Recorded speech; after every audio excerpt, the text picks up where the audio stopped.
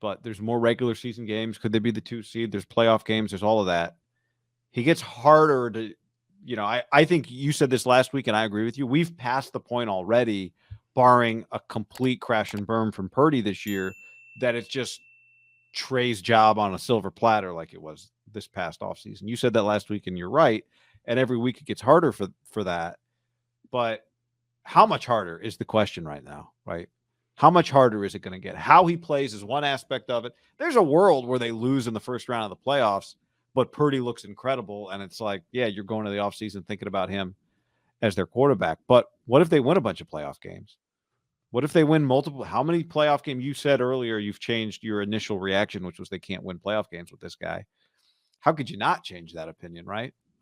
In part because of the team, but I think part of it's like one thing I said that I've had to kind of rethink a little was I said they'll have a shot just because the recipe is the same with Purdy as it is with Jimmy. But maybe even the recipe's a hair different. Now, Kyle does kind of call the game. I would say the throws he calls, it's not like he's, taking the regulator off this thing. But, maybe you took cheese. If Jimmy is provolone, you put cheddar in. Like, it's just a little more flavorful. It's still the same ingredient, but it's got a little more flavor. I think everyone now has to be thinking about what the possibilities are for the postseason with this guy. I mean, the 49ers quarterback on the aggregate are 23-7 and 66%. 23 touchdowns, 7 picks, 66%. Yeah, pretty good. Pretty solid starter. I mean, their guys headed toward, what did we say at the beginning of the year? Would you have signed up for 28-9, 30-10? Fuck yeah. We were hoping for, I would say, 20. You talking about Trey's numbers or Jimmy's numbers? I'm just saying, yeah, Trey, and then once Jimmy started, 25-8 would have been good. I mean, they are going to fly by that. Brock individually, now he could have easily thrown a couple picks that one got dropped and one got called back, but he is 6-2. Now, you could also argue some of the touchdowns. I mean, today Kittle did a lot after the catch. Kittle was like, hey, guys, I could be – did you hear him on the broadcast? No, I don't think so. What did he say? He said that, I'm sure you guys heard last week when Kyle called Bosa out and then Bosa delivered. He's like, I got called out last night. And I said, well, Kyle, give me some targets. Because he's like, where's your yak? What happened to your yak? And he's like, okay, throw me the ball. And what did Kittle do tonight? He did try to run a couple guys over in the middle of the field, but when he caught the ball in space, he became a playmaker. And he honestly did the Kelsey, right? That's what avoid guys, juke them out. And nights like tonight where you're like, yeah, George Kittle's fucking elite. that was pretty stupid in the open field. But part of it, and this is where you benefit, and it's a great landing spot for, we said this with Trey, once Jimmy came back in, they're missing Deebo Samuel, who is a $60 million all-pro, and they still got Christian McCaffrey, George Kittle, Brandon Ayuk, Juwan Jennings, who is just, I don't give a shit what a guy drops balls in training camp. Give me that guy in big games over the middle. They showed a stat early that I think he had basically 50% of his catches are first downs, and then he had 3 catches today. 2 of them were first downs. I like Juwan Jennings. You know who I also like? I've come a long way. Ray. I fuck with Ray. I hold my breath on every return, but yeah, I mean, he's been clutch for them. How about the one, I think it was like 3rd and 8, where he threw it over the middle and he took it to, maybe it was like 3rd and 12. It was 3rd and long. Was that the McGlinchey holding play? No, this was the one. This is the one Ray got. He kind of caught it in the middle of the field and like took it toward the left side. Yep. Yeah, I mean, they've got enough. I mean, the bottom line is they got enough defense with these skill guys, even down a skill guy. The question, and we can get to this, is they're basically playing with one running back right now, McCaffrey, by choice. They do have another guy who I don't know. Did Mason show any burst today, John?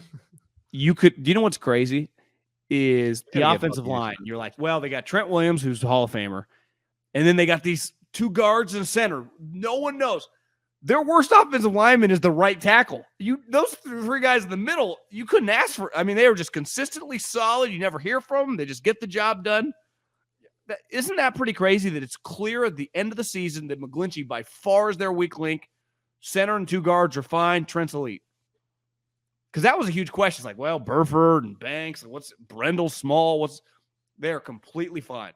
Every game's like, oh, McGlinchey, shit. They're like holding on 69. There it comes. Yeah, you would have liked to. I mean, I guess they ran. And honestly, tonight he was fine, but I think a lot of people thought coming into the year, and this is where I think he's excelling, because he really only has to look on the right side and he can see. I feel like the most pressure that Brock has got has come from that side, obviously. And he's been able, now some of it's been blitzing, and he's been able to kind of just roll out to his right. And he throws pretty well on the run to his right, clearly. He's comfortable doing that. He did that tonight. He did that last week. I would imagine he's been doing it a lot of his life. I was at the gym today. I didn't have the sound on, but I saw on like one of the big TVs, like Sports Center was doing something, and Matt Campbell was on. I mean, they were clearly talking about Brock Purdy, and that guy fucking obviously loves him. Yeah. I think I heard Bruce Feldman say that, I mean, that program, the Matt Campbell hype was created with Brock Purdy as his quarterback. Yeah. Yeah. Like the interviewing for USC, should he get Ohio State, should be, some of these teams should be interested. Became like an NFL. Yeah. People at least talked about it that way. I mean, I think the other part of like, can you win playoff games with Brock is, and you mentioned this a little bit earlier, but just revisit the conference, right? The AFC is very different from a quarterback standpoint right now than the NFC is. Yeah. The AFC is the blue chippers for the most part. You wouldn't like them as much. Like, they got to play the Bills in the second round. It'd be a different story. Right? Yeah, it's like Burrow, Josh Allen, Patrick Mahomes. Lamar's going to make it. Lamar's going to make it. Herbert probably will end up making it. You know what you wouldn't want no part of? And this is where the NFC is nice. Herbert might be the 7 seed. Would you want to play the 7 seed if Mike Williams and Keenan Allen are healthy? Chiefs, Chargers? And honestly, they've played the Chiefs pretty well over the years, right? Yeah. But it's outside. But I'm just saying, like, that's a tough. If the 7 seed is Justin Herbert, there's another thing. 7 seed's Daniel Jones. I'm like, okay, let's take a deep breath. Which is what it is right now, right? So there's your NFC is Hurts, Cousins, Purdy, this version of Tom, Dak. Well, would you rather play this team? Would you rather play in the first round Belichick and the Patriots, but just their limited offense, and just Belichick, or Justin Herbert? Ooh, that's a good question. I bet if you ask Andy Reid, he'd be like, "Well, I'd rather play the Patriots. They won't be able to score with us, right?" Yeah, I mean, I guess that's probably the right pick, but it feels kind of crazy. That's the thing with football, right? So you look at the bottom of the NFC, it's like, well, I guess we'll see Washington in a week, but Seattle, fucking the Niners would pay. What would Jed check would he cut right now to play Seattle in the first round? $5 million? Just basically guarantee a second playoff game. Yeah. I mean, the NFC right now has 4 playoff teams in the playoff picture with a negative point differential, including Minnesota, who's the 2 seed, at a negative 1 point differential. Well, you would rather play Heineke, you would rather play Daniel Jones, you would rather play Seattle, I think, than the Lions. Yeah, I agree with you. And I'm not trying to act like, and I don't think, and I just don't think the Lions are going to beat you either, because I've watched them enough to know they don't. And you've played golf before, and you've played golf before. And we'll see if Jared Goff can go outside against the Jets. I mean, that's a good test this week, right?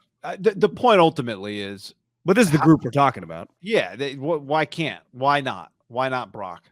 Could Green Bay win 4 straight and end up 9-8? They play this week. They play the Rams. They play Miami. They play Minnesota, right? And they play the Lions. No, they've played the Bears twice. So they play. They play the Rams this week. That's a win. Then they play at Miami. I think I kind of like Green Bay, and then they finish Minnesota, Detroit at home. They're coming off a bye. I'd prefer not to have to play that game, but I'm just saying that's a team in the distance just to keep an eye on. I think it's fair just to say that whole scenario we just built where there's no great quarterbacks changes a little bit if Aaron Rodgers ends up in the playoffs. When if they've won 5 straight games to get in the playoffs, and if they won 5 straight games, yeah.